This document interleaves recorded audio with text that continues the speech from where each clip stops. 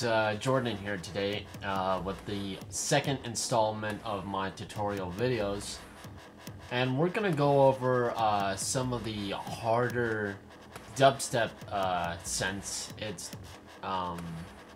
gonna create for your track. I'm a little cold, so that's why I'm stuttering. So have a listen to this A series A plus B with a little bit of wobbleness to it. I like it a lot. Maybe you will too. And if you construct the synth with me, you'll have another weapon for your arsenal of synths. Check it out.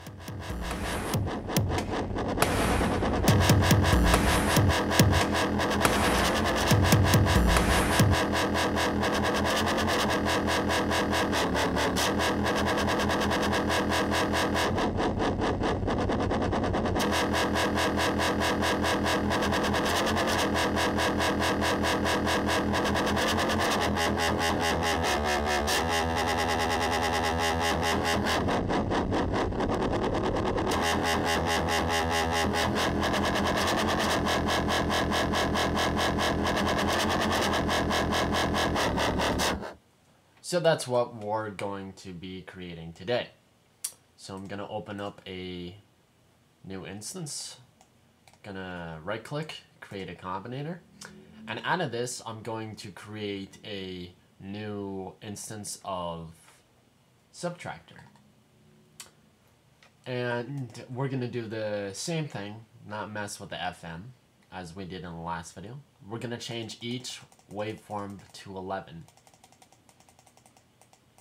and change them both to positive, so the X mark for positive, and turn up the phase about a little bit more, maybe 100 or so for phase 2. For our breathing controls, we're actually gonna take off the frequency and turn up the phase all the way. For our LFO, we're gonna turn it to sync, turn the amount to 100, and turn it to 1/8. Okay, and we're also going to change it to the rising up, and we're going to change it to mix. Now for the, let's see, actually for our filter, we're just going to change it to bandpass and turn the keyboard track all the way up and just leave it as is. For the amp envelope, just turn up the decay and the sustain and the attack and the release a bit, but the decay and sustain all the way up. Let's see, anything else? No, that's pretty much it. After this, we're going to create a bass 6 amp just for the compression. Just turn it on. That's good. After this, we're going to create a Scream 4 distortion unit. And on the Scream 4 distortion unit, we're going to turn the damage control to 40 and turn it to warp. For P1, we're going to turn it off, and P2, we're going to turn it to the 5th quarter, about 80. And we're also going to turn on some body.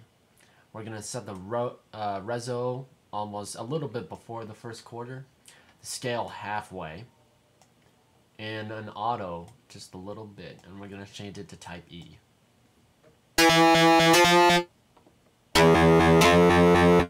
So we're almost there. Then after this, we're going to create a pulsar in our utilities. And this is actually a crucial element. This pulsar will actually cause us to change certain things in our sound. So one of the things we need to do is flip it around and drag our CV inverted out to our P2. We're going to turn the P2 to about a quarter, or let's make it about 10, make it a little bit lower. And we're going to drag the other inverted signal to our filter 1 frequency. And we're going to make that about 24 or so. After this, we're going to create an equalizer, and I should mention the parameters. We're going to turn the level all the way up, and we're going to turn it to about 1/8. And that's pretty much it. Let me see, do I do anything else for filter 2? Nope. Anyways, After the equalizer, we're going to use a maximizer. Turn on parameter 1 and low cut. Parameter 1 is going to be about 154, gain down, Q all the way up. Parameter 2 is going to be about 3.465, gain down, Q all the way up. High shelf, 3 kilohertz, as low as it'll go. High shelf, we're going to do 3.4 decibels and Q all the way down. Soft clip all the way up. Release on auto and take off limiter.